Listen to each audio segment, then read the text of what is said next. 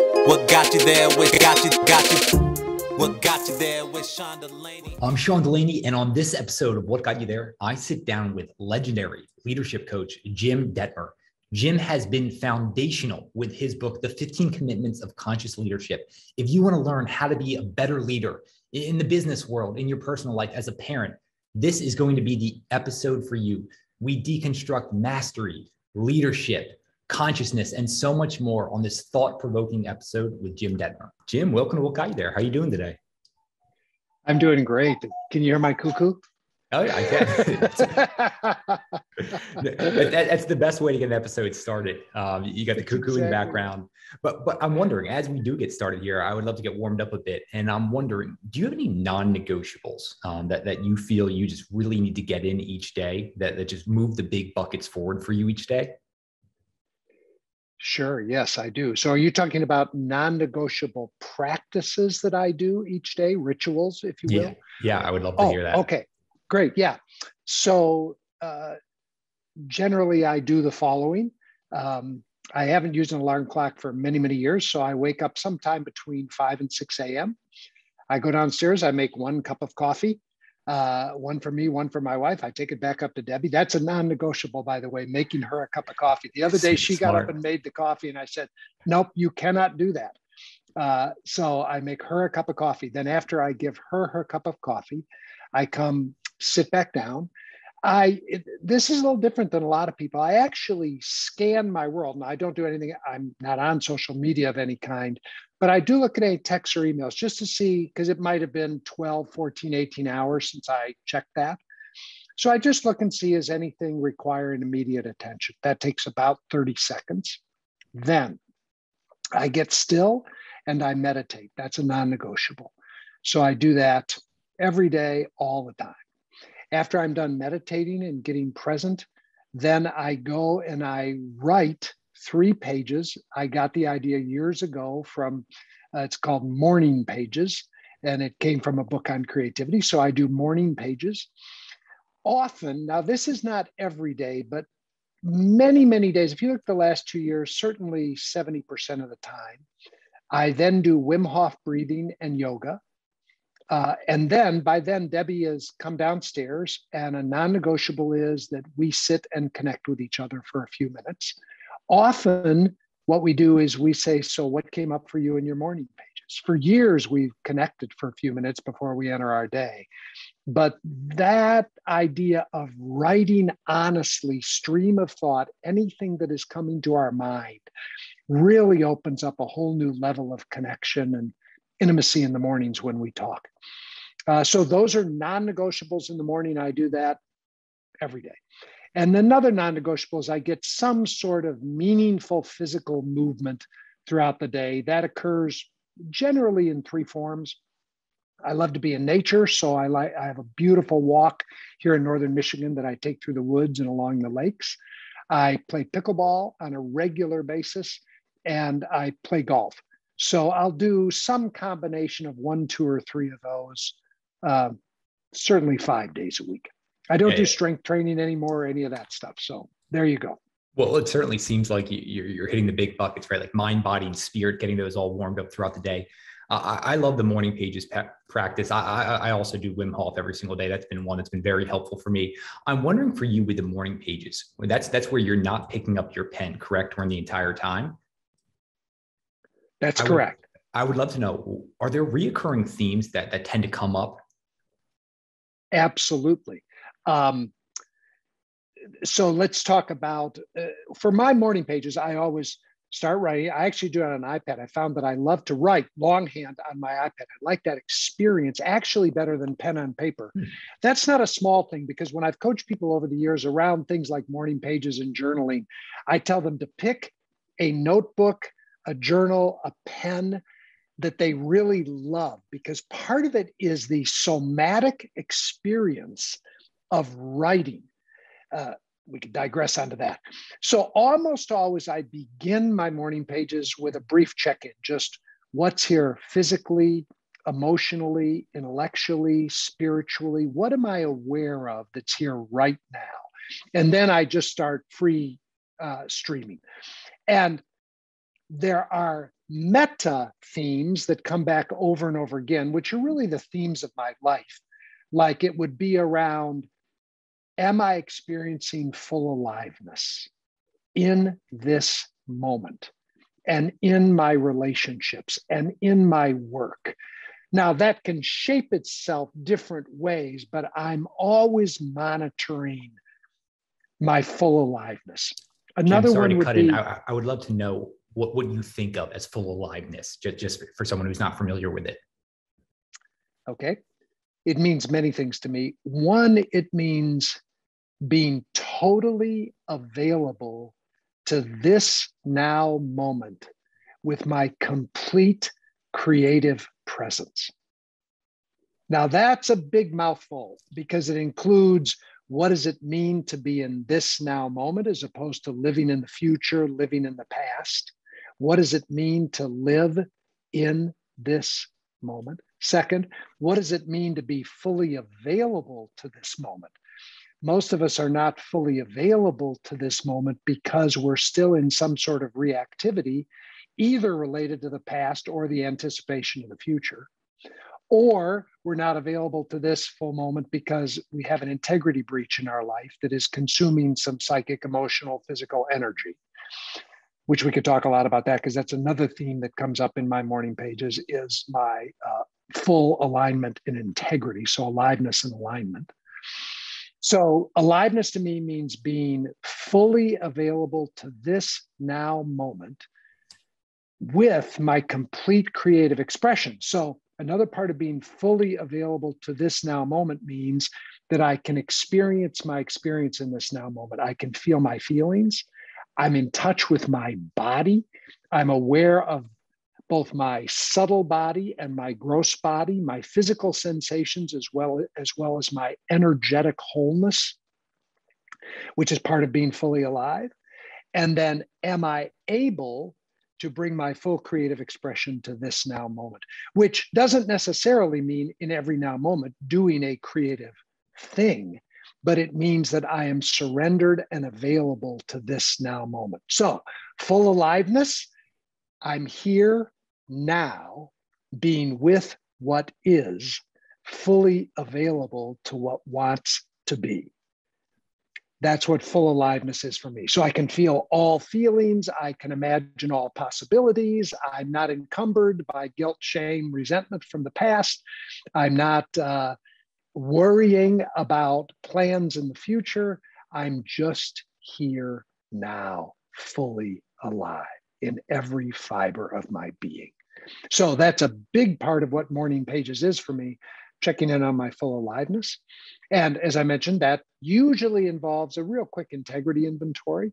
Am I in full integrity in this now moment? I've never met anybody who can be fully alive who has integrity breaches. So I check in with that. So those are meta themes that come up. And then I have on like themes that will occur for a couple of days to a couple of weeks. Like right now, I'm really enjoying the theme of writing how I want to die. So I'm 68 years old. Death is a much more present reality. Usually in my meditation, I think about death for a few minutes every day. So I've been exploring now, how do I want to breathe my last breath? It just came to me, one of my mentors, Gay Hendricks, wrote a little bit of thing in one of his books about, he wrote about how he wanted to die. I thought, that's brilliant. So I've been writing about how I want to die. That's been going on for a couple of weeks. Another thing, we're in our summer home.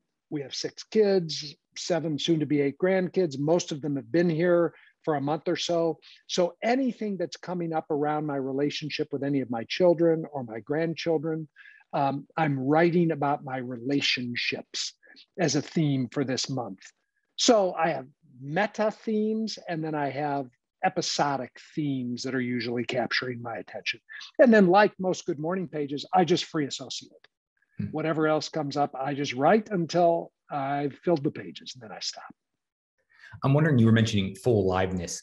How much of your time are you spent in that state, being fully alive? That's such a good question. Well, certainly the vast majority of my time. I imagine there are some times when I am choosing to deaden myself, when I am choosing not to fully face the now moment, when I am choosing an integrity breach. But those at this point in my life are fairly rare. So I would say I'm in this experience of full aliveness, certainly 90% of my time. And more importantly, Sean, because this has been a devoted practice of my life for decades, I'm incredibly aware when I'm not in full aliveness. So, many of the people that I talk to and coach, one of the first things I want them to do is get a set point of what full aliveness actually is and feels like. And then begin to develop enough self-awareness so they know when they're not fully alive, when they're in a drift, when they're numbing, when they're, not fully being with the moment. So you can catch it then, because it's not, do I drift out of full aliveness? I do. I don't as much as I used to, but more importantly, I catch the drift very quickly and can bring it to a choice point. Do I want to continue to drift, numb, not face, or do I want to recommit to my full aliveness? I do the same thing in my relationship with Debbie. We're committed to closeness and to removing all barriers to closeness. So if somebody said to me, what percentage of the time are you and Debbie close? Well, the vast majority of the time. Again, probably 95% of the time. But we're really good at catching when we're not close, when something has interrupted our closeness. Then we get to make a choice. Are we willing to recommit to being close? Or do we want to, stay separate for a little while? And I don't mean physically separate, because we maintain closeness while honoring the rhythms of physical closeness and separation and all that. I mean, psychically, emotionally, spiritually, energetically, relationally close. So there you go. No, that's so beautiful. I love that moment around the awareness where it's there. And when you're alive to that, you're fully attuned to that. I found that that's just transformational. And I've got so many further layers to go than you, but those little moments, those have been absolute game changers. And you mentioned that just the first mark of a conscious leader is around self-awareness. It's such a vital and important thing. I would love to know for you, how have you gone about developing more self-awareness? I say to people all the time, I'm pretty familiar with 3 ways to develop self-awareness. And there might be others, but these 3 are pretty useful. Number 1, self-reflection. So I don't know many people who become self-aware without some degree of self-reflection. Even, I know you were an elite athlete. I'm not an elite athlete, but I love sports. And like I said, I love pickleball. Well, pickleball has become the fastest growing sport in the world, especially with old farts like me. But, most people just play pickleball casually, and I love to play pickleball casually. But I want to grow in self-awareness. So after a pickleball game, I deconstruct my game. How many unforced errors did I have? What percentage of serves did I get in? What percentage of return of serves? Did I get to the kitchen line fast enough? How did I do at the hand speed volley game? I deconstruct my game in order to be self-reflective, to grow. So I think if people don't have some sort of self-reflection practice, and there are many, it's impossible to grow in self-awareness. So that's one. A second way to grow in self-awareness is through instruments. An instrument, the favorite instrument that I use is like the Enneagram. I think it's an incredibly powerful tool for helping people grow in self-awareness. So there are instruments, tools, Myers-Briggs, DISC, Performax, MCMI, all those kinds of things. But I think there's a place for tools in growing in self-awareness. There are a couple that I really like. And then the third way you can grow in self-awareness is by creating a feedback-rich environment. Again, most leaders that I know that are transforming and becoming catalytic transformational leaders have a regular practice of self-reflection. They create feedback-rich environments, and they're open to tools that give them a snapshot of their psychology, their physiology, their consciousness, so that they can become more self-reflective. Now, the fourth one, which is becoming more and more standard fare, and it's become part of my life in the last, probably decade or so, is medicine journeys. So psilocybin, MDMA, ayahuasca, peyote, whatever it is, there are things available in the realm of self-awareness, and certainly things way beyond self-awareness, that are available in what I would call conscious medicine states that, many people have been doing for millennia, but are becoming more and more mainstream, since Michael Pollan's book and since all the work that Tim Ferriss is doing around bringing these things into the world. So I'm now suggesting that might be a fourth. I say there are three. There might be a fourth way to grow in self-awareness that I found personally incredibly valuable. And many of the people that I hang out with and work with are using that portal as well. So those would be ways that I think people can grow in self-awareness.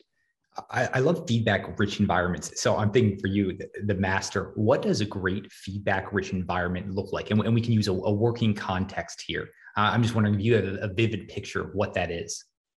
Absolutely. So first of all, I always ask people, are they willing to create a feedback-rich environment? Key question. Yeah. Everybody says, yeah, I want feedback. But if you tell me you want feedback and you're not getting feedback, then I'll tell you, you better go deeper and see if you're really willing to have a feedback-rich environment, because wanting feedback and being willing to have a feedback-rich environment are two very different things. If people are willing to have a feedback-rich environment, the simplest thing to do is just regularly ask for feedback. Now, the problem is that if you just ask people for feedback, you're not going to get quality feedback. So let's put it in a business context. Let's say that you make a presentation. Let's say you're an analyst and you're working in an investment firm and you make a presentation. After the presentation, go to the relevant parties that you want feedback from. Let's say your manager, maybe your manager's manager, a couple of peers, anybody who's in the room, and say, I would like some feedback. Would you be willing to give me feedback on my presentation? Most people say yes. You don't have to say right now. I give you 24 hours to think about whatever you want. But then here's how you ask for the feedback is really important. Here's a hack. Say to people, I'd like you to give me a number between 1 and 10. 10 being, I absolutely killed it. It was world class. It could not be improved upon. 1 being, it was a complete clusterfuck. Is it all right to say fuck on your podcast? I don't know. Sure thing, Jim. Yeah. It was a complete clusterfuck. You could not have done worse. Give me a number someplace between 1 and 10. Good. So they're going to give you a number. If you give me a number less than 10, greater than 1, tell me one thing, practical thing I could have done to improve the number from 7 to 8, 6 to 7, 8 to 9. And tell me one thing that I did well enough that you're not giving me a 1. So tell me one thing I could do to improve and tell me one thing I did well enough that you're not giving me a 1. Now, I've found that when you ask for feedback that way, you get much better feedback. Some people are really great at giving feedback. Some people aren't. Being a great feedback giver is a whole other master skill, but it basically comes first and foremost from your ability to pay attention, to really reduce your mind chatter and see another human. So that's the way I like to ask for feedback in a setting like that. Another one in a work setting would be, trust is obviously an incredibly important commodity in work environments. A great question I like to ask people is, tell me one thing I could do or be that would cause you to trust me even more. So it's assuming some amount of trust, which there almost always is. If it's nothing more than, I trust you not to take an ice pick and jam it into my forehead in the kitchen. Okay, so there's some trust here. So what could I do or be that would allow you to trust me even more? That's a fabulous question. By the way, I do those kinds of questions. Those are great to ask in your intimate relationship as well. Give me a number on a scale of 1 to 10 on how I'm doing as being an intimate partner. If it's anything less than 10, tell me one thing I could do to improve, and tell me one thing I'm already doing that puts me above a 0. You can do it as a parent. If your kids are of a certain age, you can ask them the same kind of a question. So that's something that a practical way to create a feedback-rich environment. Things like normal feedback tools in most organizations, I don't find to be extremely useful. And most people don't report that they're extremely useful, especially if they're like annual or semi-annual. They're virtually a waste of time. Yeah, Jim, I just want to highlight a point you brought up here a minute ago. And this isn't only applicable to the business context. It could be your close relationships at home. It could be you as a parent. And you know how much your work's transformed me. And I think that's been the key thing for me, is applying this in my intimate relationships as a father. And there's just so much beauty in that. You brought up something too that I just love, and that's just the power of questions. You are an exquisite asker of great questions. Is this a skill you've had? I mean, of course, this has been developed. I'm just wondering the thought that you put behind great questions. Well, I think I've always been curious, and I love to learn. So most people who are curious and like to learn tend to ask questions. The other thing that's true about me is I love to know people, and I love to map the terrain of people's internal experience. So I've become really good at asking questions that allow me to know people if they want to be known. So, and the deal with me is my curiosity, my learning is pretty focused. I'm not extremely curious about what makes a jet engine work, or, how to build a world-class Lego project, or a lot of things don't interest me, but I'm very clear about the things that do interest me. And around those, I'm deeply curious. So if you find me at a cocktail party, which you won't find very often, but periodically I end up at something like that, or some sort of gathering, in order to cut through the normal social dynamic, one of the things I would do is, like, let's say you and I were seated together at a table. Pretty early on, I might say, Sean, I'd really love to have a meaningful, maybe even transformational conversation with you if you're up for that. And if you are, here's what I'd like to know. What are things, subjects, people that you're passionate about? Like, it's not going to be 1,000. Give me 2 or 3 that totally light you up, because then I'd like to ask you questions about those things and about you. Or, Sean, tell me 2 or 3 things that you know a lot about, not just intellectually, but experientially. They might or might not be things you're passionate about, because I'd like to ask you questions about those so that I can walk away from this dinner with a lot of learnings. And by the way, I'm happy to tell you 2 or 3 things I'm passionate about, and 2 or 3 things that I know a lot about, that if you wanted to know a lot about them, we could have a good conversation. Those kinds of things I've found to create meaningful conversations, which I prefer over just any kind of social banter I have virtually no capacity for. Yeah, Jim, I'd rather just sit in the corner by myself. Yeah.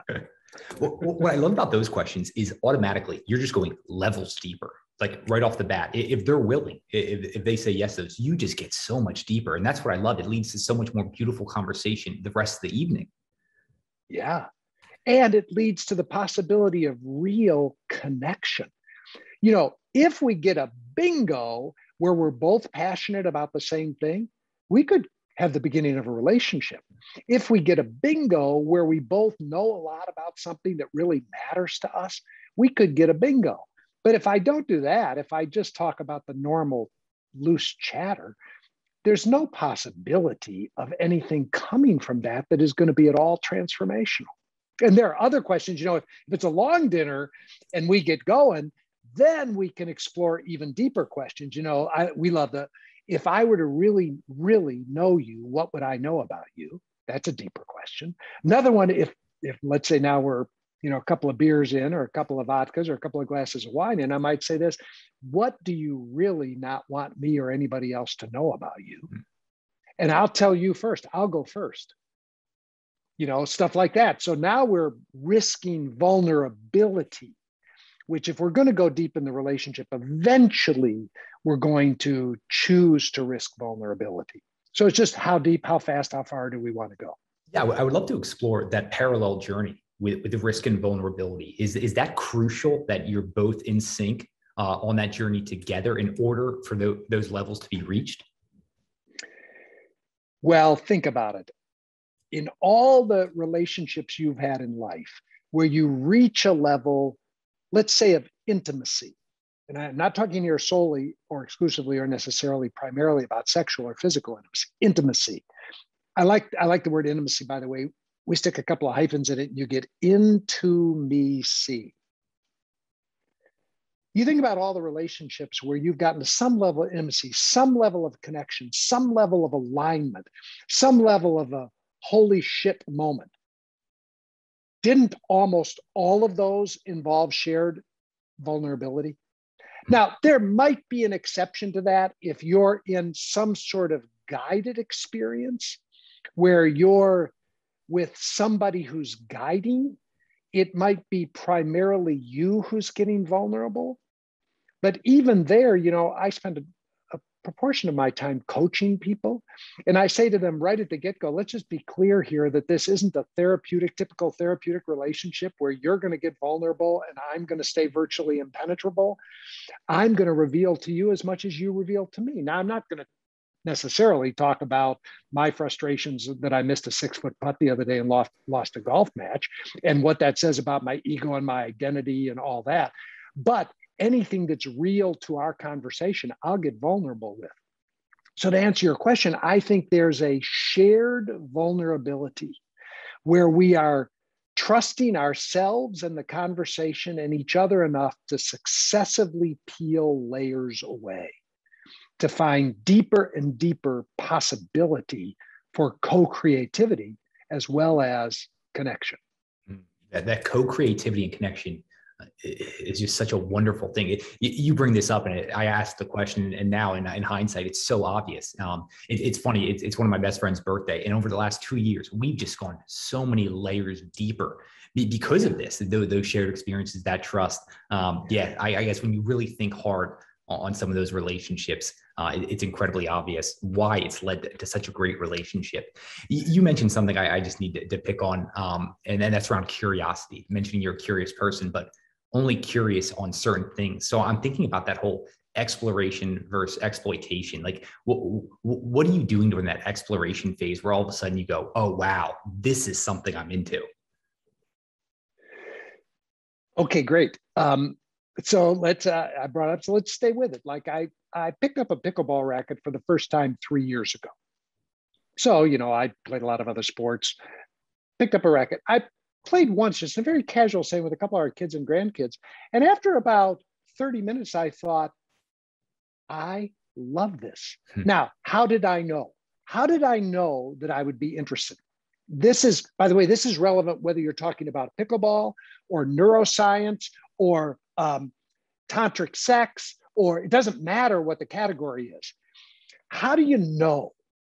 Okay, the first thing I feel is a somatic experience when I'm around something that I can feel exciting me, not just titillating me, but starting to excite me. And that feels like an upwelling of energy in my body. It feels like a stance, a posture of leaning in versus neutral or leaning back.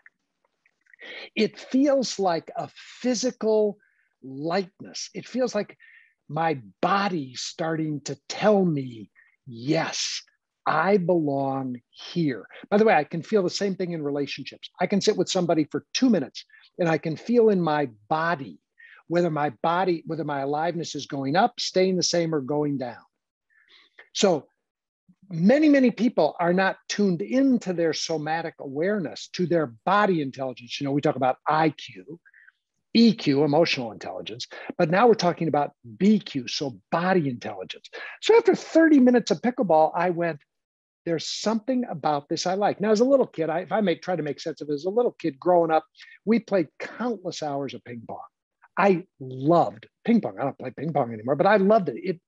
There was something about the flow of it in my body. Second, in college, we just made serious talking. Second, in college, I took 2 years of badminton. Who the hell signs up for badminton? But the teacher happened to be a nationally ranked badminton player. And all I'd ever done was sit in the backyard and play like, social badminton. Well, competitive badminton is a hell of a sport. It involves quickness, power, agility, speed, a lot of really cool stuff. Hadn't touched badminton for many, many years. Well, pickleball has a whole lot more to do with ping pong and badminton than it does with tennis. Most people think of it as tennis. So I could correlate it back to somatic experiences from the past where I felt alive. 30 minutes into pickleball thing, I felt alive. 3 months later, I sign up because I once I find something, I start playing. 3 months later, I fly to Hawaii to go a 3-day pickleball camp because I want to get good. 10 best teachers in the world. Now I start stalking those teachers. So now I get a personal instructor. This is how wild I am once I get devoted to something. During COVID, it was hard to get a real teacher in person. So I think one of the best teachers in the world is a guy named Morgan Evans, who lives in Southern California. He's Australian. I ping him and I say, hey, Morgan, you're just sitting around there on your butt and you're a great teacher. How about if we do a virtual lesson? I'll bring an iPad, an iPhone, we'll get on Zoom, I'll put in earbuds, and you can give me a virtual lesson. We can stay COVID safe. He said, never thought about it. Let's try it. So we did it. Now I'm setting up more and more virtual lessons. And then I bought a pickleball machine because I just want to drill and drill and drill. Now, I would tell you that pickleball just sounds silly to many people, but it's not about the pickleball. It's about my curiosity and then my passion.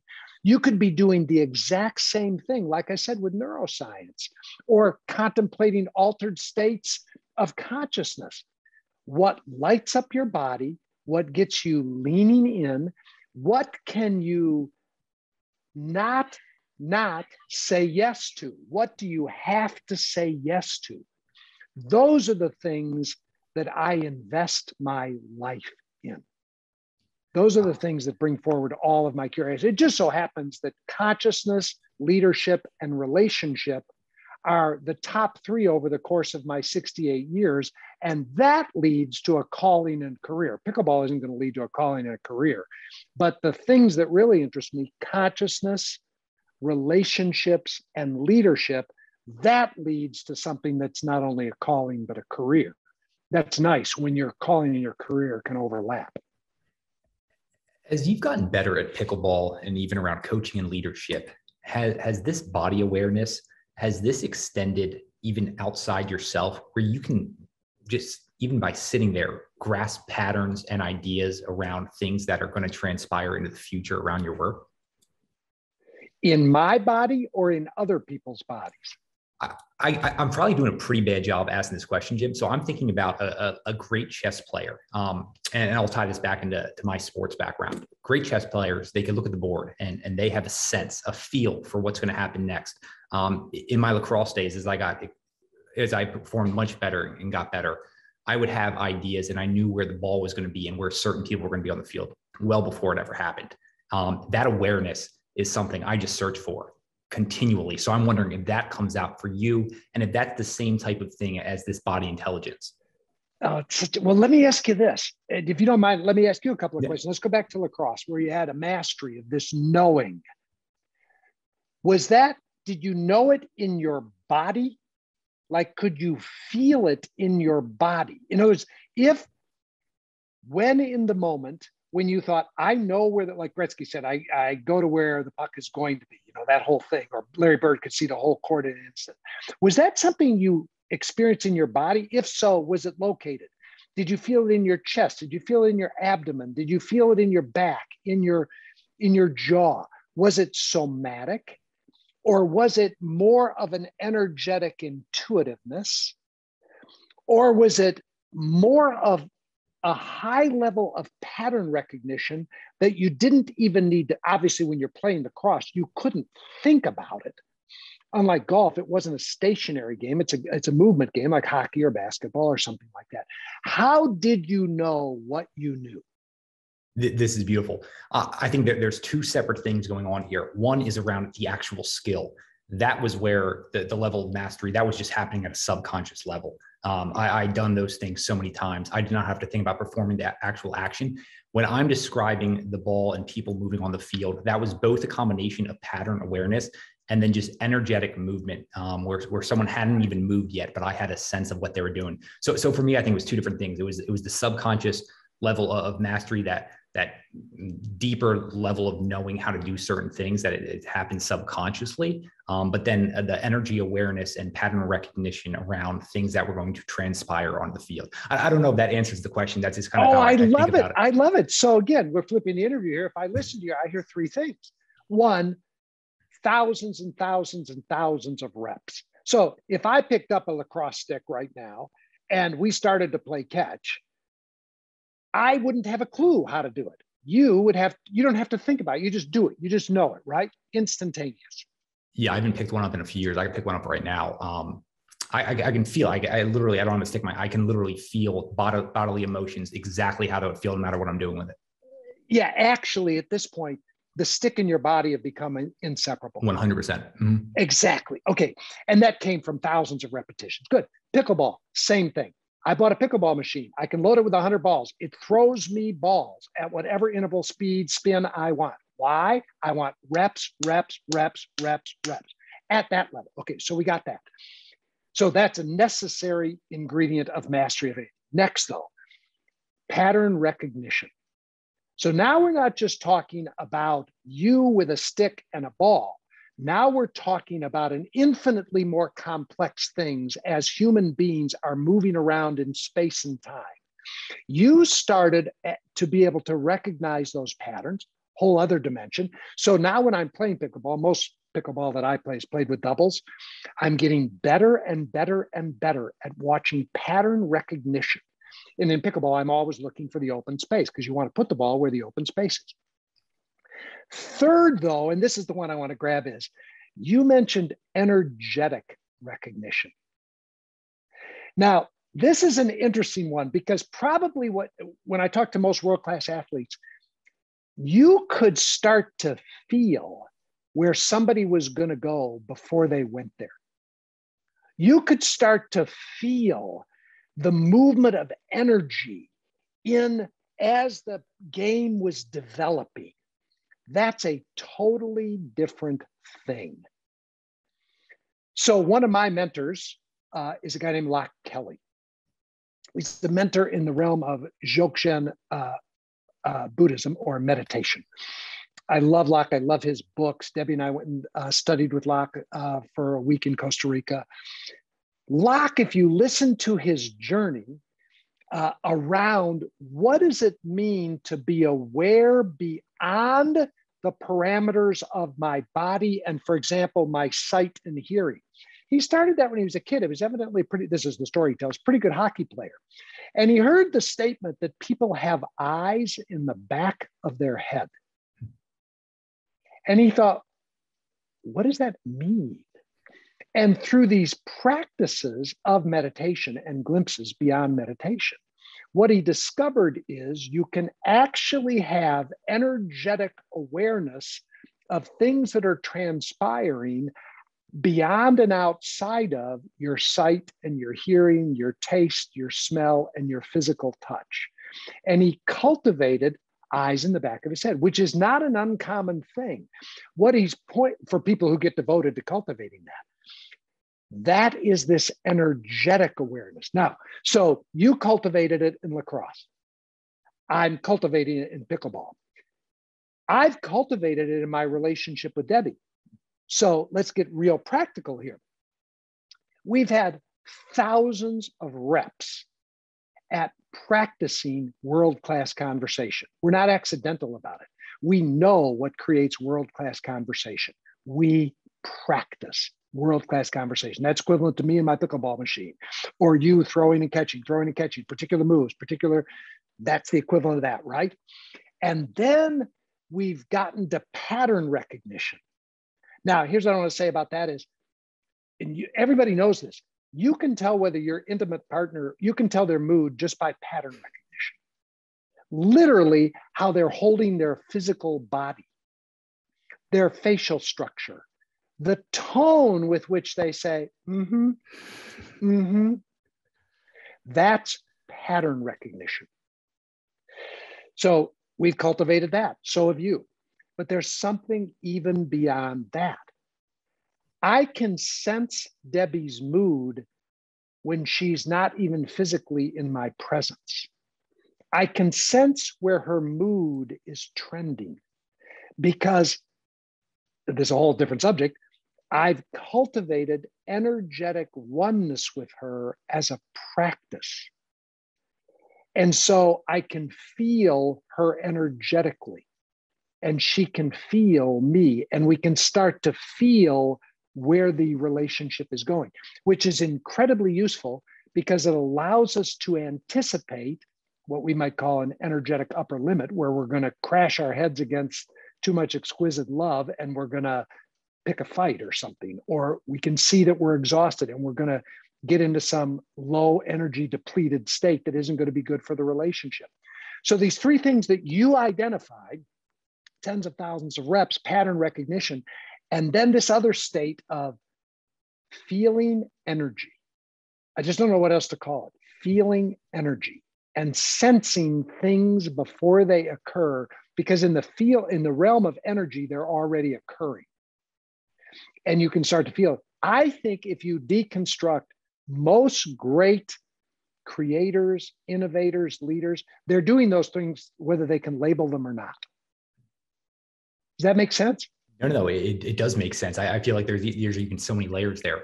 For the people, we can even call them creatives or athletes that transcend at that higher level. Is there anything that you've uncovered that allows them to get to that place? Or is it just around the deconstruction and reps? A couple things. Some people are just gifted. It just came to them. They just get it. Because if you ask them, how did you develop the ability to do that? They would have no idea. You know, they couldn't teach you how to do what they know how to do. Okay, good. But let's stay at that third level of energy and how energy is moving.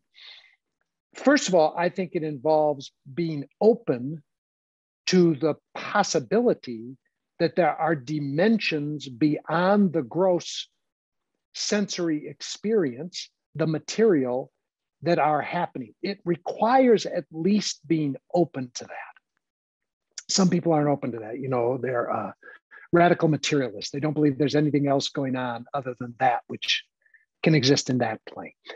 Next, once I'm open to it, am I willing to start to learn its language? The language of energy. And am I willing to start to understand how I experience the language of energy? Now, these are big buckets that people could spend hours exploring. And there are people who have spent their life cultivating this, the ability to be with energy, to understand energy, to move energy. So energy healers, shamanic practices, all that stuff that's gone on for years. Again, I want to tell you that most great leaders who wouldn't recognize that there's energy at all, if I start asking them questions, what was your sense of what was going to happen in that meeting? And then they pause and they go, I knew 10 minutes before she said that she was going to say that.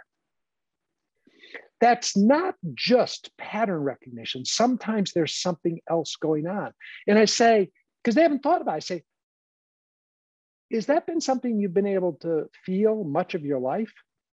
And then, not always, but you might get something like this. Actually, if you ask me to think about it, I have, and then they might tell a story like, my dad was an alcoholic. And I began to sense, based on how the front door opened, what was going to happen in my world for the rest of that night. So they began to be able to feel what was going on. And they didn't know they did it, but they can sense moods. They can sense inclinations at a nonverbal, intuitive, energetic level. So, but that's also a cultivatable skill. So if people want that and they're willing to develop it, there are ways to cultivate that skill as well. Thinking about skill cultivation, believe me, we could go down hours and hours. You and I think any we're of these, right? beers. Oh yeah. But I would love, just because of your articulation of skill development, of mastery. This seems like this is something you've really thought deeply about. Is that the case, or are you just so experienced in learning multiple things that it's just kind of natural for you to understand it to this level? It's just natural. Like I think you. At least I was looking at your website, you did something with Josh Waitzkin, or you referenced Josh Waitzkin at some point. I don't know. He's been on when you brought up that question earlier around people that like really, Waitzkin, he's been pretty foundational. I know you're close with him. Yeah, he's a buddy. So if you ask me, do I understand learning or skill acquisition? Well, I'll immediately think about Josh. No is the answer to the question. If what we're talking about is Josh, who's literally spent a lifetime not just becoming a world-class chess player or push hands or, now he's surfing, foil surfing and all these things. He not only becomes world-class at those things, but he deconstructs how people learn and how he learns that. So in answer to your question, am I like that? No, not a million times. No. In fact, one of the first times Josh and I ever had lunch together with our mutual friend, a guy named Graham Duncan, and Debbie, the four of us were together. And Josh started asking me some of the deconstructing questions about how I knew what I knew.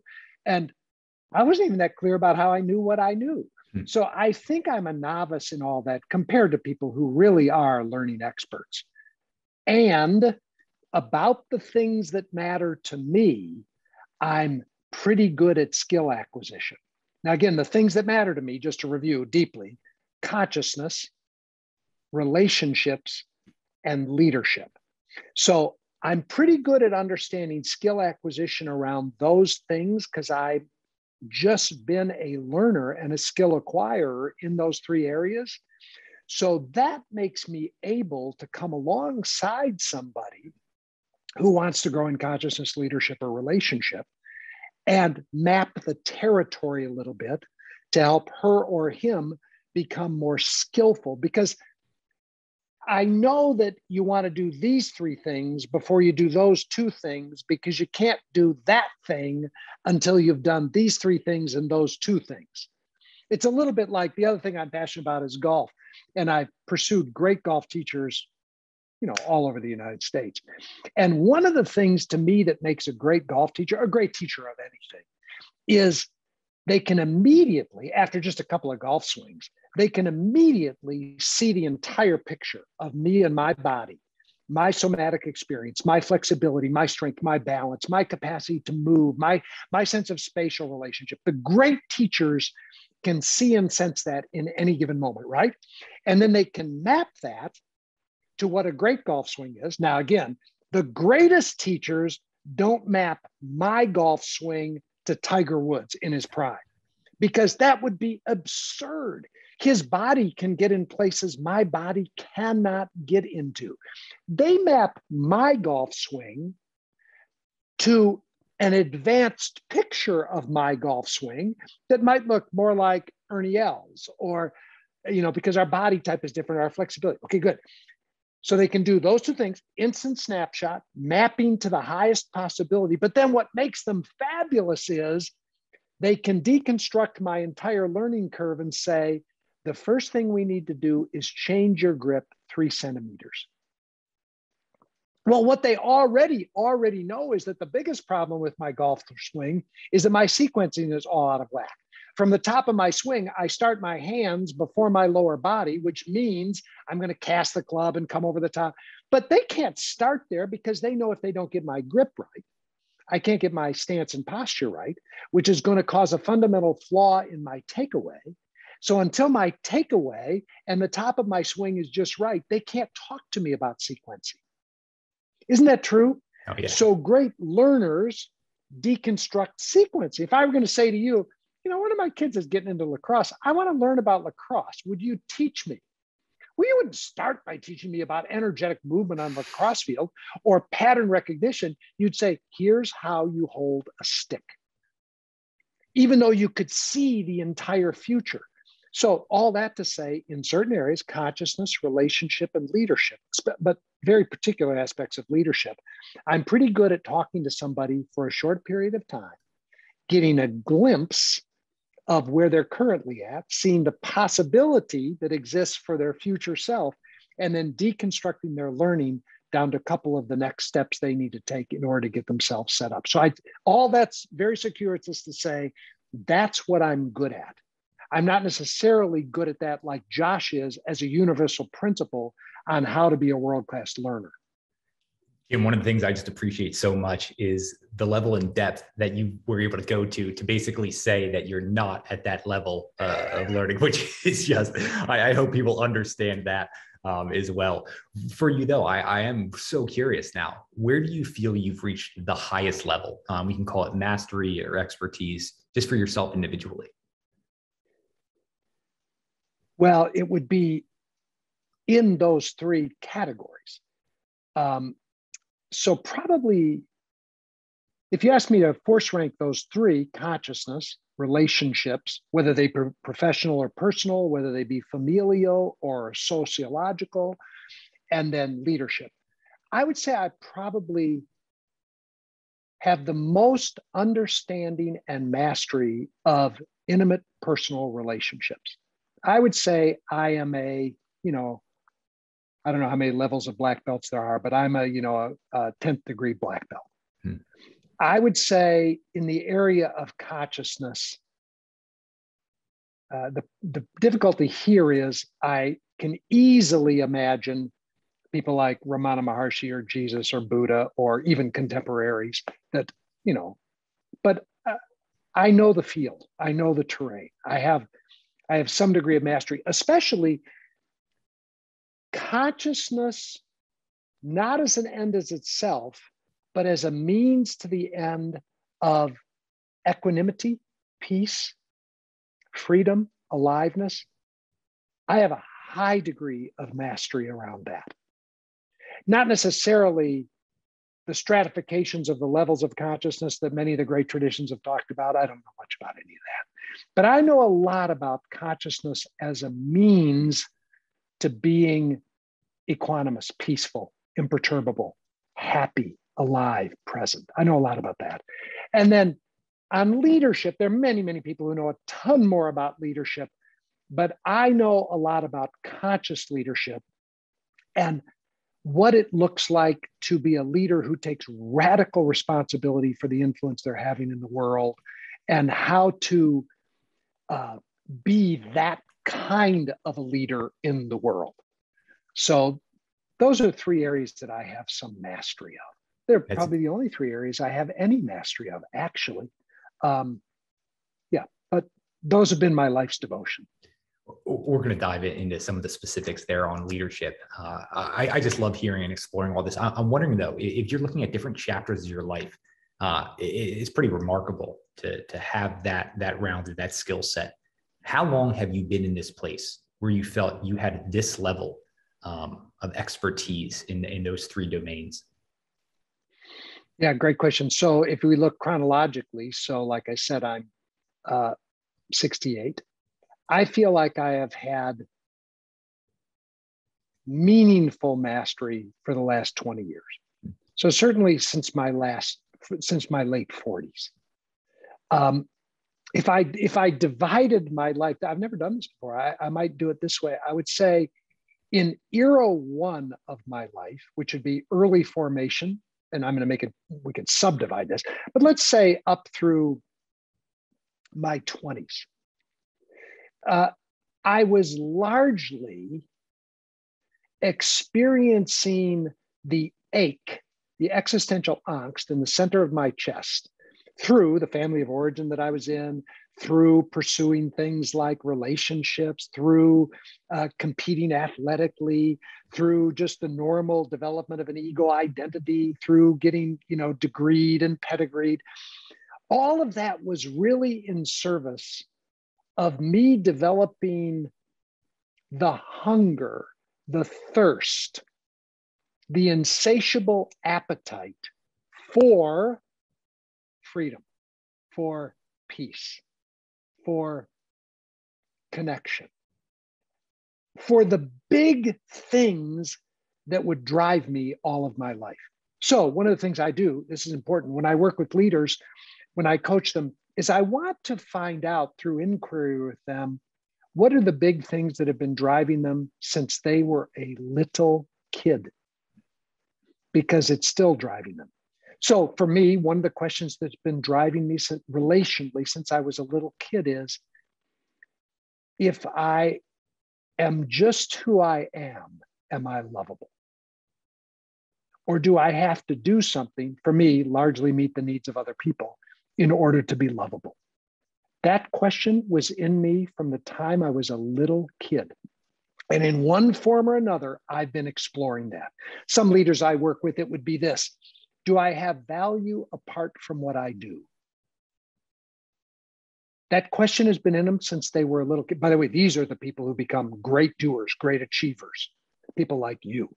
People who become world-class athletes, then world-class entrepreneurs, then great podcasters. Often what's motivating them is a drive to do. Now, if you ask them, what's driving you? If they get still enough, quiet enough, they go into the shadow, if they go into the basement, if they go in and explore the deepest, darkest place, what they discover is, I don't believe I have value apart from doing. For others, they might be asking the question, is the world fundamentally a dangerous or safe place? And their whole life, that's the question they've been asking. Now, they ask it at very practical levels and very deep and existential levels. For others, it might be, what is under my control and what isn't? And how do I relate to control? There are these fundamental questions. So for the first 25 years of my life, I was deeply embodying those questions. Now, I was beginning to try to answer them, but I was more feeling the pull of the question. When I work with people, one of the questions I want to know is, what's the question you've been asking all your life? That's a really good question. What is the question, whether you like this word or not, what is the question that your soul is hungering to know the answer to? God, that's a good question. Great question. And that's not something you say, just let's go have a beer and tell me your soul's deepest question. But that is the kind of thing where you go sit in silence, solitude, and fasting for 5 days until everything gets stripped away and see what's there. That's the kind of thing you discover in a medicine journey. That's the kind of thing you discover, in deep, deep reflection. Okay, that'd be the first period of my life. Then the next period, let's say my 30s and 40s, I was looking to answer the question.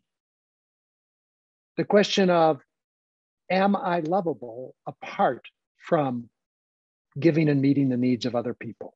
Another question I was asking all of my life was, is it possible to have peace at the center of my being? Because as a little kid, I just didn't. It didn't matter what I did. I could achieve athletically, or I could do well academically or socially. But when I went to bed at night, there was still this aching hunger in the center of my being. So I was asking, am I lovable apart from meeting the needs of other people, which leads to a lot of codependency and stuff like that? Is there such a thing as imperturbable peace? I was asking those questions. Then in my 30s and 40s, I got about answering. And I had a lot of trial and error, a lot of failures. That didn't answer it. And I was deeply devoted to spirituality. My advanced degree is in theology. I explored that realm as a possibility. I got some answers, but that was my first career. I became a minister at the largest church in the United States. I mean, I was at the pinnacle of that career, and I just quit and walked away because I thought, this isn't answering the deepest questions yet. And so then I started this pursuit of, 30s and 40s, finding technologies and modalities that answered those questions, not at a theoretical, but at an experiential level, which included creating some deep, deep relationships where I found that I am not only lovable beyond my ability to help others, care for others, love others. My lovability is permanent, and it's not what I get from other people. It's found in this now moment. Okay, I settled that by the time I was about 45, 50 years old. And I settled peace by about that time. So now you ask me mastery. that's in that last 20-year period. So that's what feels like mastery to me now. And mastery to me is I don't have to effort at it. Like I have mastery at articulating and communicating these kinds of ideas. So like Debbie was just going out to go play pickleball actually with some of her friends. And she said, what are you gonna do? She said, I'm doing a podcast and I don't have to prepare. I don't have to think. I didn't talk to you ahead of time. You know, you just sent me the invite. I actually tuned in energetically to what you were up to. I thought, there's a match here because I get invited to a lot of these. I say no to most of them. So I don't need to prepare because I've been preparing all of my life. I have mastery at doing this, which is talking about the things that matter to you and me at an experiential, cognitive, somatic, experiential level, my cuckoo clock. That's mastery that I've had, like I said, for about, 20 years. I'm wondering if while you're able to step back and analyze this, are there things you would have stripped away sooner or holes you went down that just led you in the wrong direction, right? Like we always analyze successes. I'm also wondering about analyzing some of these failures where you're like, you know what, maybe I could have sped this up. And maybe the answer is, you know what, no, you can't speed this up. That's the point, Sean. I don't know. Well, there are two ways to answer it. The way I would answer it is, I couldn't have sped it up and I couldn't have done anything other than what I did. I love it. I just couldn't have. Yeah. This was my path. Now, Deb and I joke all the time, like I have a fairly traditional educational background. I went through, K through 12, and then I immediately went to college and I majored in business management and economics. And I worked for a couple of years. And I spent 4 years getting an advanced degree in theology.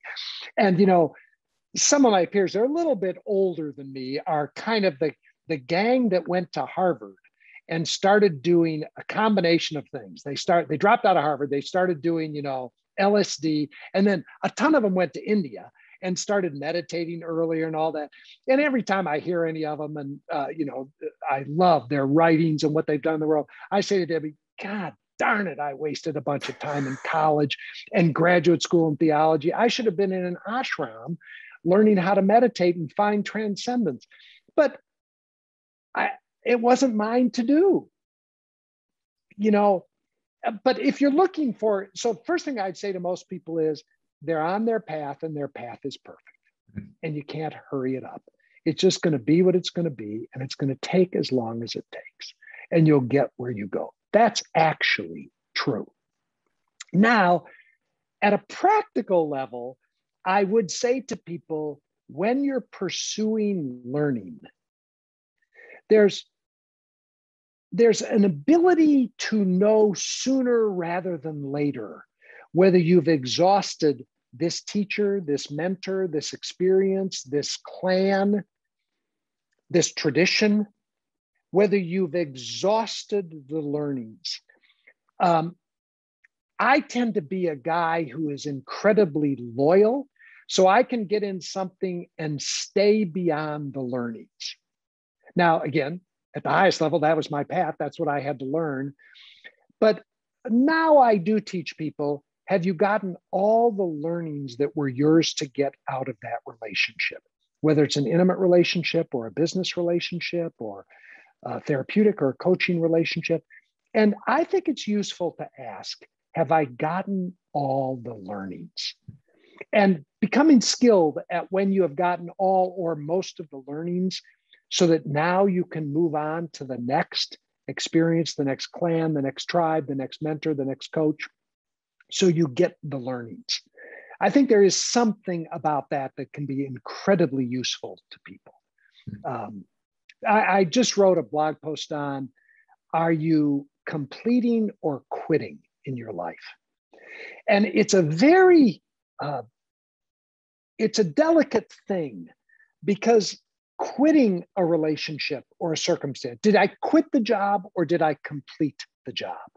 Did I quit my marriage or did I complete my marriage? Did I quit at that party on Friday night when I left or did I complete? I think learning the difference between quitting and completing is very useful to be a lifelong learner who, really gets all the learnings life has to offer. So that'd be an area of exploration. When did that blog post come to mind for you? Was that a concept, an idea you've been exploring for a while? Well, it's like a lot of the stuff that I write or talk about. It starts to kind of exist as a thought in my head, but not fully formed. And then I start kind of noodling on it a little bit. And then often there will be a circumstance in life. Like the particular circumstance here is a really good friend of mine was in a forum. Our organization leads these things called forums. It's a gathering of 6 to 10 people who get together to practice consciousness, leadership, and relationship. And he was choosing to leave the forum. And so he called me, and it wasn't a forum that I led. I was not connected to it. He called me to ask my thoughts about him leaving the forum. And that's when it came to me. And I literally, the words came out of my mouth. I said to him, are you quitting or are you completing? Quitting would be, I don't want to face, feel, and deal with something in the forum, either a person, a circumstance, or a condition in the forum, or the forum is inviting me to face something in my life I don't want to face. So I'm going to cut and run. Or have you completed? Have you faced everything the forum invited you to face? And you're simply complete now. And then I started to deconstruct with him in a phone conversation, the difference between quitting and completing. And then I thought, oh, this is good. This is useful. So really then that became, so usually something lives in me kind of as an inkling. Then I look back at my life, because in my life, there are so many times I've quit versus completed. And here's the good news about life at the highest level. If you quit before you complete, life will re-enroll you in the class again. That's beautiful. So true. I quit my first marriage before I had completed it. And, at that stage of my life, I thought it was all about my wife and all that, and blah, blah, blah, blah, blah, which was utter bullshit. I hadn't completed what I joined the marriage to learn and what we committed to learn. I don't think she'd completed either. So I quit. Well, guess what? All the same stuff still shows up in my relationship with Debbie. The difference is, for whatever reason, I've chosen to stay in it and complete it. I've quit jobs. I've quit projects before they were complete. Completion, by the way, isn't a matter of duration. You can be complete. I will actually check at the end of our time together, am I complete with Sean? Now, it might mean that I would send you a follow-up email or something, or just say, hey, can we have a 5-minute conversation? And it might mean I've learned to live pretty much in a state of completion. So I would be complete. I think people who live free, alive, liberated lives learn to complete, not quit. So that's kind of the way that blog post came. It's the way a lot of stuff goes. Oh, and often I'll be listening to somebody else and they'll say something. It might be a major point, it might be a minor point, and they'll say something, and it's like that little phrase that they said, I can't let go of, or more importantly, it can't let go of me. And then it just starts having its way with me, which looks like when I go for my walks, I'm thinking about that thought, I'm exploring that thought. That's another way that ideas often come to me. I say all the time, I've never had an original thought in my life, and I really do think that's true. It's, for a while, I felt guilty about that because I would be around all these people who purported to be original thinkers. And I thought, fuck, I've never had an original thought in my life. I really do think that's true. I'm not sure there are any truly original thinkers, but I'm not one. But I do populate my life with thought streams by people who I think are wonderful at exploring consciousness, relationships, and leadership. And then often a little phrase they say will stick with me. And then it gets run through my system and maybe comes out in a different way than they said it, which I'm perfectly happy with. I'm just a translator, I'm more of like an alchemist. I bring a couple of ideas together that wouldn't normally live together. Like I'll bring, let's say, David Allen and Getting Things Done together with Sam Harris and What It Means to Wake Up. Oh, okay. And then that'll become something I'll say or a blog post, something like that. Oh, I absolutely love that. Do you have any idea? You know how much you've impacted me, your work, a lot of the little phrases. Any idea which phrase of yours? It's actually one of the commitments that just I could not escape. It was just around me. That's actually is viewing everyone in this life as an ally. I was going through a certain business thing, and could have been a very difficult end to a type of relationship in the business world. And I came across your work at the perfect time. And it was, oh, no. This person's an ally in my life to teach me the lessons I need. This literally is an absolute life changer for me. I still can't escape it. I just love that one so much. It's so beautiful, isn't it? And it actually broadens out beyond people. I say if there are people, circumstances, and conditions, so people are people, circumstances is a big category. COVID is a circumstance, for example, or the weather is a circumstance. And then there are conditions. Like, let's say, you have a physical condition that has a diagnosis, whatever that is. People, circumstances, and conditions.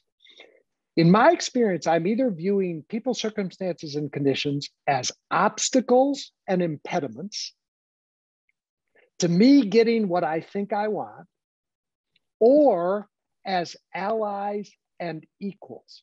That equals is a really important piece. And in my experience, it's actually a choice. Am I going to view the weather as an obstacle and an impediment?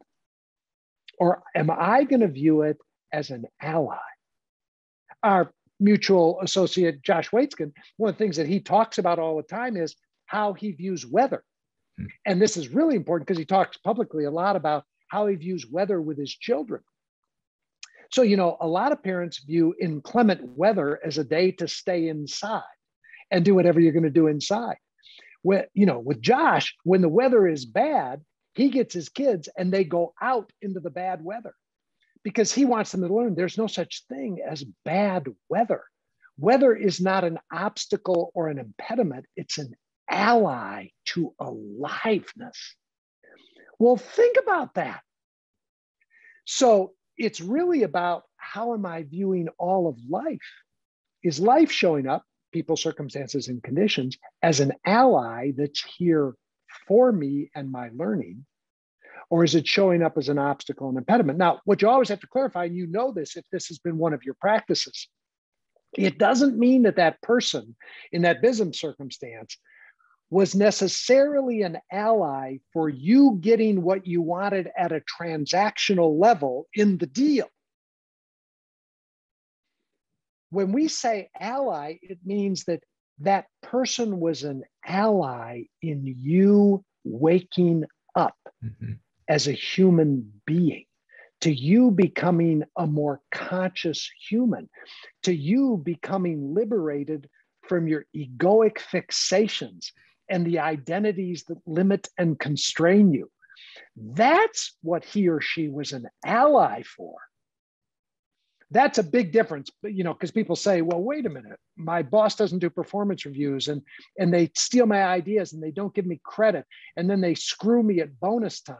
They're not an ally. Well, they might not be an ally for your career path, but they're an ally for you becoming a self-aware, self-actualized, liberated human being, right? That's the way you're playing with it, yeah? Mm-hmm. Yeah, and that's a game changer. Yeah. It also, then you move into being with life more from gratitude. So again, if I illustrate it, Josh gets up in the morning, he looks out and he goes, okay, nor'easter blowing through, it's going to be a shit storm out here. And he goes, oh my God, am I grateful. I get to get my boys up and go be out in the weather. And we get to learn and experience and grow. So now he moves from entitlement to gratitude. You in that relationship with that person, if you practice it, you stop being entitled for the person to be different and you start being genuinely, not fake, genuinely grateful for them being the way they're being because you get to get the learnings. That changes your whole relationship to life. Oh, it truly does. Transformational. It really does. Yeah, this is what I love. Like we can stumble across certain ideas, certain people, you being one of them for me, and just little things. Another thing, I mean, this is like the huge part of your work is just the difference between above the line and below the line. And I would love to just cover this because I think this is another one of those just game changers when we can actually be aware of where we're at. Are we above or below the line? I would love for you to slightly explain this and just get your latest thinking around it. Yeah, great. So yeah, it goes in the bucket of self-awareness. Do I have enough self-awareness to be able to locate myself? And the phrase we used, which we actually got from Gay and Katie Hendricks, the simple model we use is above and below the line. But if you map it, it's just simply this. In any given moment, if I locate myself, am I in a state of fear or am I in a state of trust? Just start there. And it's real simple. People can ask themselves, am I in a state of fear or am I in a state of trust? Now, for most people who begin this journey, they don't even know what fear means to them. They think of fear as they're watching like a scary movie or, they are about to be in a car wreck. But we know that fear can manifest as fight, flight, freeze, faint. Those are the four ways that fear, and I guess fawn is the new one. So some people, when I say to them, are you in fear right now? Or are you in trust? And they would say, well, I never get scared. I say, well, let me ask you this. Do you ever get angry? Do you ever get aggressive? Because anger and aggression are the fight side of fear. Now, there's a healthy anger and there's a healthy aggression, and there's a not so healthy one that comes because I'm not fully facing my fear. So in this moment, am I in fear or am I in trust? Another way of saying it, in this moment, am I in reactivity or am I in creativity? Reactivity means that I'm at the effect of the circumstances.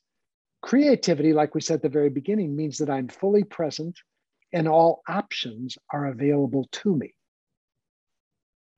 Another way of saying it is, in relationship, am I in drama? That's below the line. Or am I in collaboration, co-creativity? Which state is our relationship in? So one of the things I've learned over the years is that unless you can locate yourself in any given now moment, first of all, you lack self-awareness. Second, you lack the freedom to choose to shift your consciousness if you're willing to. And as you know, since you're familiar with the book, my experience is that most people spend most of their time below the line, in a state of reactivity, in a state of fear, in a state of drama. By the way, that's not bad in my judgment. It's not bad. It's actually natural and normal. They're just trying to survive. Another way of saying it is, am I in survival mode or am I in a state of thriving? Those are very different energetics. So most people spend most of their time below the line. That's okay. The first thing I want them to do is just to be able to identify that. Wow, today is whatever it is, Wednesday, and I'm below the line. I'm in a triggered, reactive, threatened survival mode. Super. Most of the leaders that I coach, most days, that's where they are. But then we start to map what's available to you when you're below the line. There's certain things that are available when you're in a reactive state, literally based on the chemicals and based on the physiology of a reactive state. Certain things are available there. But there are other things that aren't available there, like high-level problem solving is not available from below the line. Well, what's required of you right now is survival, instinctual reactivity, what's needed right now? Or do you need to be doing some high-level problem solving? Intimacy in relationships isn't available from drama. It's available when we're in co-creativity, in a high state of trust. What do you want in your marriage? Do you want intimacy or do you want drama? Some people actually want drama. But before you can decide what you want to be creating in your life and what you're willing to create, you have to locate yourself and determine the consciousness that you're currently in and what you can or cannot do from that consciousness. So the first question I ask people I coach is, I'll tell them to actually use an app like Mind Jogger or Randomly Remind Me, and just program it to ask them 7 or 8 times throughout the day, where are you? Are you above the line or below the line? And then what's wild is the next question we work on after that is, after you locate yourself, can you accept yourself? So if you notice that you're below the line, which most people start to notice, can you just accept yourself for being exactly where you are? Because high achiever driven people like you would all of a sudden start to say, well, it's not good to be below the line, so I need to be above the line the majority of the time. So when you notice that you're below the line, you wouldn't accept yourself. You would judge yourself and criticize yourself for being below the line. But that doesn't work, because then you just go further below the line because of your own harsh inner critic. So self-awareness, in my experience, needs to be followed by self-acceptance. Those two go together: self-awareness, self-acceptance. Or another way you might say that is truth needs to be followed by grace. Because oftentimes self-awareness is truth. And sometimes the truth stings, it hurts, it undoes us. And that truth needs to be followed by grace, which is kindness, gentleness, love, understanding. And a lot of leaders need to grow in self-awareness, but most leaders need to grow in self-acceptance. Most great athletes didn't become great athletes by becoming extremely self-accepting. You didn't. You couldn't tolerate mistakes. You couldn't tolerate it if you made a mistake in lacrosse. You deconstructed it. You went back. You used that fuel of competitive drive, self-improvement to get better, better, better, better. I never had let's say a basketball coach who at a timeout, after I'd made a critical error in judgment, thrown a bad pass, dropped my coverage in defense, they didn't say to me, Jim, you just fucked up royally. Now, before we improve, can you just accept yourself for having made a mistake? What coach ever said that to you? Especially because whenever you're below the line, you're just scared. Even at the highest performing level, when you make a mistake, if you're a natural human being, you're going to feel some amount of fear. It could be fear about loss of control, or fear about a loss of approval, or fear about a loss of security. So underneath making a mistake, like if there was a time you should have, is it called a goal in lacrosse? I forget, is it a goal? Correct, yep. Yeah. Obviously you should have scored a goal and you didn't. And you have a reactivity, might be first thing you feel is pissed off. But if we could pause right then and stop the whole world and sit together as two men, I would say, what's underneath your anger right now? And if you sat long enough, you would say, fear. I'm afraid we'll lose the game. I'm afraid I'll lose the confidence of my teammate. I'm afraid I'll miss that opportunity the next time. I'm afraid I won't get a scholarship to the college I want to go to play lacrosse. I lived in Baltimore for a while. Johns Hopkins was out there. And they, at least when I was out there many, many years ago, they were like the high point of lacrosse, really, really good. And I might not get a scholarship to Hopkins. Okay, good. Now, again, what I'm saying is once you feel that fear, imagine if a coach took you aside and said, Sean, I want you to know that it's okay to be scared. Your fear is welcome here. This is one of the things that we're not teaching in leadership for years. The whole view of leadership was leaders can't be scared. And they can't, for God's sake, they can't tell their followers they're scared. I think that's crazy talk. Leaders are human and they get scared. And here's what happens. If a leader is scared and won't admit that they're scared, their followers can literally smell their fear. And then the leader becomes incongruent because they're saying, there's nothing to be scared of.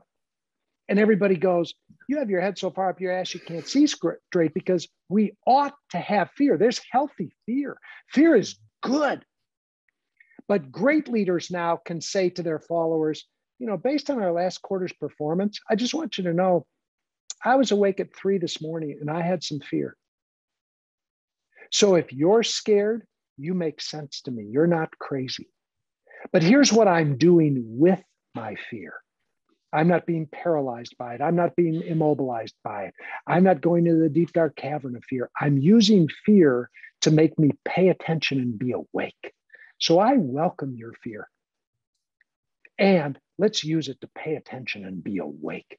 If your coach would say, it's okay to be scared, Sean, I just want you to transmute that fear into awakeness and get your learnings from missing that goal. Let's get our learnings, but we don't have to deny our fear. So that's what I mean by below the line. I'm scared. When I'm above the line, I'm in a high state of trust. I think that's a transformational paradigm. And every great tradition has a version of that. Nothing new. We didn't invent anything. Everybody's got some version of that. Are you in the flow state? That would be above the line, or not. That would be another way of communicating. You know what it is as an athlete to be in flow state. You can't be in flow state from below the line. Flow state occurs above the line because you're actually in a state of relaxed trust. You're trusting those 10,000 reps with your stick. You're trusting your pattern recognition. You're trusting the energy flow. You're trusting your teammates. If you're at the highest state, you're trusting the goodness of life, that it's for you, whether you win or lose. That doesn't mean you're not a competitive killer, but you're trusting learning. Once you can relax into that trust, then flow state becomes available to you. From a contracted fear state, you can't possibly be in flow. Then you become mechanical. Then you start trying to run a play versus pattern recognition. So this is why the triangle offense that Phil Jackson brought to the Bulls was so transformational, because it required flow state. That's what the greatest athletes know, the greatest musicians, the greatest artists. And all that is another word for being above the line. So then I would just say, are you in flow right now? Or are you contracted into density?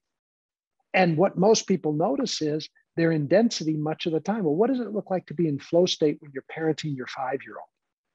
What does it look like to be in flow state when you're making love to your beloved versus just mechanically having sex? What does it look like to be in flow state when you're writing a blog post or doing this podcast?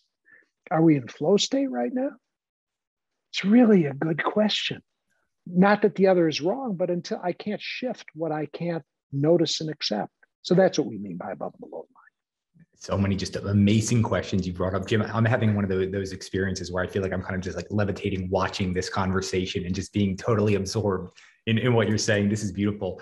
I know we're going to close up in a minute here and hopefully complete this, but you just mentioned something that's just like top of mind for me. So I have 2 young boys under the age of 3. You just mentioned parenting. I would love just some parting advice and wisdom for a young new parent. How can we be better with our approach to that? Okay, here's a couple of things top of mind. Number 1, get clear. Did you say 2 boys? Yep. Yeah, get clear that those boys have come here to teach you, not the other way around. Yeah. Now, there's some things you need to teach them, like they'll probably be better off if they know how to hold a fork. They'll probably be better off if they don't stick the fork in the light socket. So there's some things you need to teach them and blah, blah. But I'm telling you, most parents are way overinvested in teaching their kids, especially because they're teaching their kids in order for their kids to appear a certain way, because their parents' identity is invested in how their kids look, act, and behave. This is why you get parents standing around, 4-year-olds playing soccer, screaming at the top of their lungs, kick the ball, kick the ball. Because underneath they're scared that their kid who's over there picking flowers and staring at the flowers is going to be a bad reflection on them. So disconnect. Your kids have not come here to prove your identity of who you are in life. Let them have their own identity. Therefore, they've come here to teach you, like your little kids under 3. So what are their exact ages? So my one, he's turning 3 in a week and a half. And my other one's turning 1 in a month and a month and 10 days. Okay, so let's just go with this. Your 3-year-old is here to teach you how to say no, how to develop a separate identity and to like what he likes and to say no to what he doesn't like. So he doesn't like broccoli, so he says no. He doesn't like it when you say it's time for bed. He says no. He's here to teach you about the value of saying no, because most of us have become so socialized, we've lost our no. He's here to teach you about healthy rebellion. He's here to teach you all kinds of things. Your 1-year-old is still here to teach you about bonding and what it looks like to trust and to surrender into being held. I mean, I could go on and on and on. So I tell you, quit looking at your kids as clay to be molded and start seeing them as the Buddha and Jesus who've come here to teach you. Just that shift move alone. Like before you discipline your kids, ask yourself this question: what can I learn from what they've just done that is about my development as a human? Now, you might want to, if they're painting on the wall, you might want to stop them from painting. Then do your own timeout before you put them in timeout so you get all of your learnings. And we could go on and on and on, because another thing I'm passionate about is conscious parenting and what that looks like. There's so many, like parenting our children from below the line is very different than parenting our children from above the line. When are you going to come out with conscious parenting? I don't know. When I cannot not do it.